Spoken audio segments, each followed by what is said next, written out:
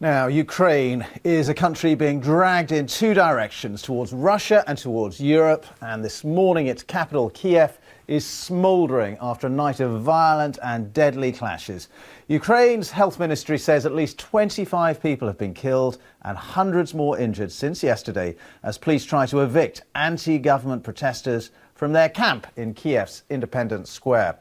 Well, there are reports that the violence has now spread to other towns and cities in western Ukraine, including Lviv, Ternopil and Vinnytsia.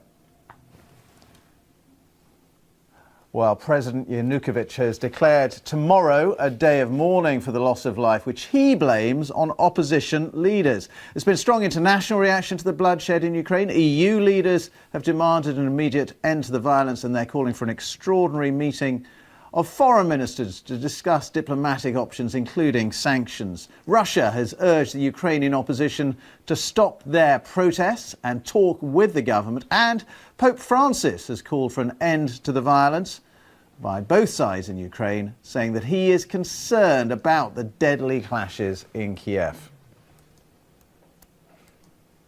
Well, with us now is the BBC's Russia correspondent, Olga Ivshina, who's been covering events in Ukraine. And Olga, we're going to look at some of the live pictures from Kiev. But just tell us, first of all, why did we see yesterday this sudden upsurge? We know it's been violent on and off for weeks, but yesterday, the worst violence. Why do you think it erupted in the way it did?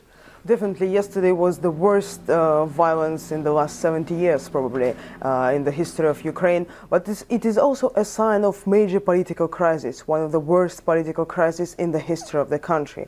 And the problem is that negotiations between Yanukovych and the members of opposition come sort of to a dead end, because Mr. Yanukovych says that the solution can be found only if protesters leave the streets.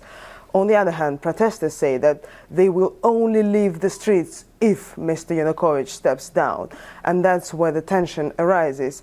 And the longer standoff continues, the more personal this fight becomes to people. So now people treat this standoff not only just as a political fight or as a protest. For many people, this has become their personal fight. There is even signs of personal hatred between members of police, members of special forces and protesters. Yeah, because some people say that the police and the security forces are acting now almost unilaterally, and that some of the hardcore protesters, the more radical elements, are going down this path of violence, while the more moderate opposition leaders don't want that.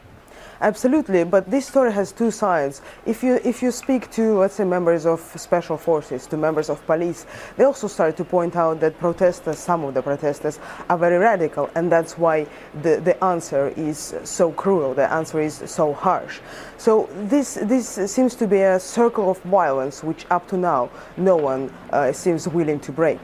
And of course it's such a big country, it's an important country. The great fear is that what we're seeing here with these live pictures could escalate into civil war. Do you think it's that serious? It's very hard to judge now, but of course there is some danger of that, because some people in Ukraine and substantial amount of people in Ukraine support Russia, and they want better ties. They have personal ties to Russia. Some of their relatives live there. They speak Russian as their mother tongue.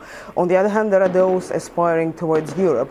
But the problem is that even those who aspire towards Russia, they are really tired of corruption, they are tired of unemployment, and they're tired of instability. All right, Olga, for the moment, thank you very much indeed. Well, as we continue to look at these live pictures, which I have to say, show a Kiev that is somewhat calmer than it was last night, with those dramatic pictures of armoured personnel carriers, for example, on fire, and petrol bombs being thrown and so on. A little bit calmer, but you can still see plenty of black smoke coming up into the sky over Kiev there. Let's go to our correspondent, Duncan Crawford, who's there for us right now live in Kiev. And Duncan, what is the latest?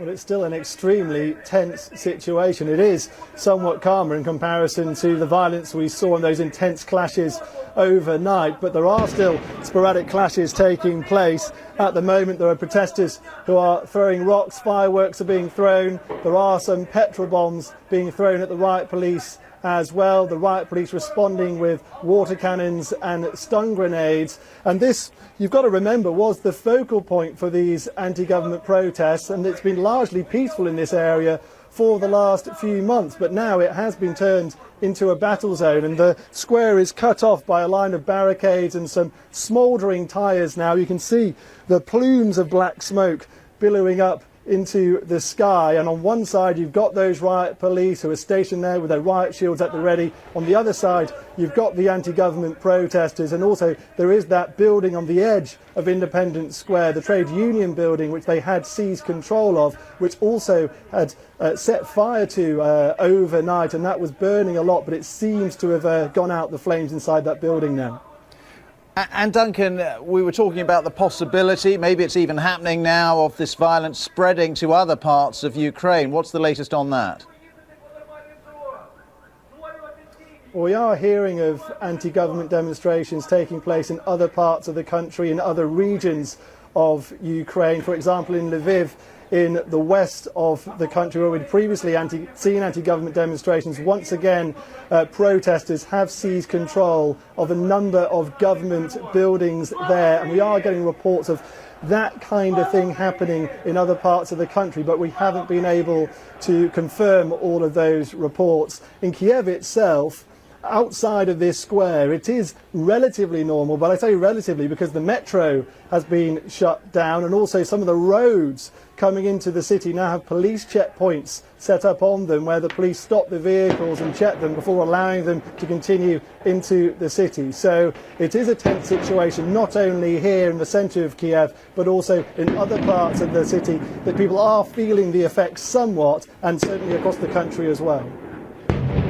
All right, Duncan, well, booms there behind you down in the square in Kiev as the violence clearly continues. That's Duncan Crawford with the very latest for us from Kiev. And let's just tell you, as we look at those live pictures from Kiev, that France and Poland have called on the European Union to impose targeted sanctions on those responsible for the violence. The French President Hollande saying the president condemns the unacceptable police violence, according to President Hollande's office in a statement.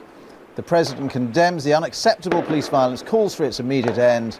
He agrees with the leader of Poland, the Prime Minister of Poland, on the need for quick and targeted sanctions against those responsible for these acts. So we'll see what the day brings there in Kiev. Certainly a lot of bloodshed last night there.